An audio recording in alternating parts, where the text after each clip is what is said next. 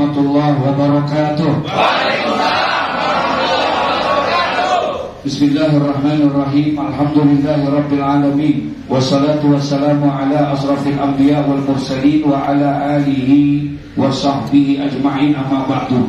Kami Dewan Pimpinan Pusat Forum Ulama Habaib DKI Jakarta beserta para jawara dan ormas-ormas Betawi yang ada di Provinsi DKI Jakarta mengajak kepada kita semua, insyaallah pada tanggal 20 Agustus 2022 dalam rangka mengisi bulan mulia, bulan Muharram, dan juga Dirgahayu Republik Indonesia ke-77, insyaallah akan melaksanakan touring ziarah ke makam para wali-wali Allah. Yang pertama akan kita datangi makam Al-Habib Husain bin Abi Bakar Al-Idrus Luar Batak, dan juga makam Al-Habib Ali bin Abdurrahman Al-Habsyi Kuita. Insyaallah kita akan berdoa untuk bangsa dan negara kita.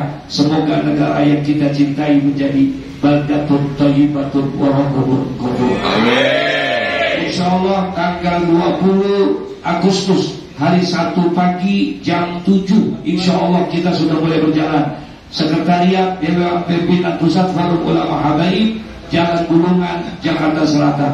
Takbir, Allahu Akbar. Takbir, Allahu Akbar. Sallu ala Nabi. Assalamualaikum warahmatullahi wabarakatuh. Waalaikumsalam.